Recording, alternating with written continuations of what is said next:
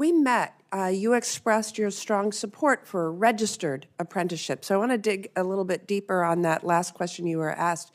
That was reassuring to hear, particularly in light of the first Trump administration's effort to fund non-registered apprenticeships, or IRAPs, as they're called.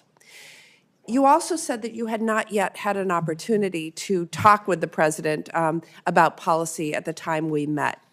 Have you had the opportunity to talk with the president about about registered apprenticeships? And if so, has that changed your position? No, thank you, Senator, on that issue. It is so important on the registered apprenticeships and really investing and even doubling down on that. I know in the first administration, and I haven't talked to the president on the first administration's policies compared to now on apprenticeship from the last administration, but I think there's a lot to learn from what happened in the first administration and the successes and not successes. But right now we're focused on the registered apprenticeships, growing those, investing in those, and making sure that those are adhered to. Thank you. I want to also dig a little bit deeper on appropriated funds. The Labor, Health, and Human Services Appropriations Bill includes dedicated funding for apprenticeship programs and specifies that the funding is only available for registered apprenticeships. So I ask this in the context of actions this administration has already taken, including a government-wide funding freeze that has now been halted by the court. As ranking member of the Labor, Health, and Human Services Appropriations Subcommittee, I have a particular interest in the department implementing our bill as Congress intends. That is why I was so alarmed to see the National Institutes of Health flaunt the law last week when it proposed a policy that directly conflicts with longstanding appropriations language in the Labor HHS bill. The Labor HHS bill says that you can't do it, and NIH said it was doing it anyways. My question to you is, will you follow the law that says funding for apprenticeship programs can only be used for registered apprenticeships, yes or no? Yes.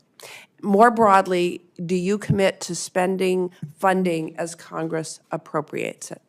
Yeah, again, as I mentioned earlier, it was asked, as a former member of Congress, I highly respect the appropriations process and the role of Congress. Thank you. Yes. The nation's nurses face challenging working conditions, and they are too frequently exacerbated by instances of workplace violence. We talked about that in my office. I appreciated that you said that you really take that issue seriously. Right now, the Department of Labor plans to issue a notice of proposed rulemaking in June of this year for the workplace violence in healthcare rulemaking. Do you commit to getting this proposed rule issued by June of this year and finalized in a very timely way? Well, I can commit to working with you on the issue because it is an important one. And if confirmed, I will look at every rule as it moves forward. But until then, I haven't even seen specifically on the rule. But I commit to working with you and taking a look at it. Close conversation on that. Yes. We've been waiting a long time. It's past due.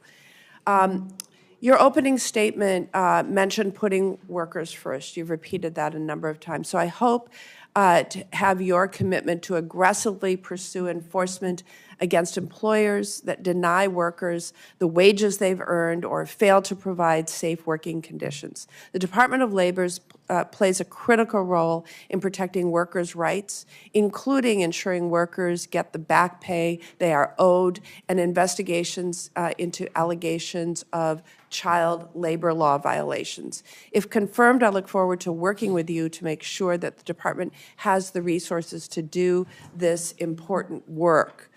Can you commit to me that this important work will continue under the Department of Labor, at the Department of Labor under your leadership, yes or no? Yes. Can you confirm that information under the Department of Labor's Wage and Hour Division on their website will remain up to date, publicly accessible, and comprehensive like it is today? Yes or no? Again, I have not been at the Department of Labor. I have not, but I look forward to working with the agency heads and making sure that people have the information that they need.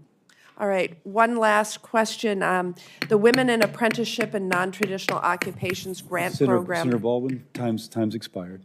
All right, I will submit that for.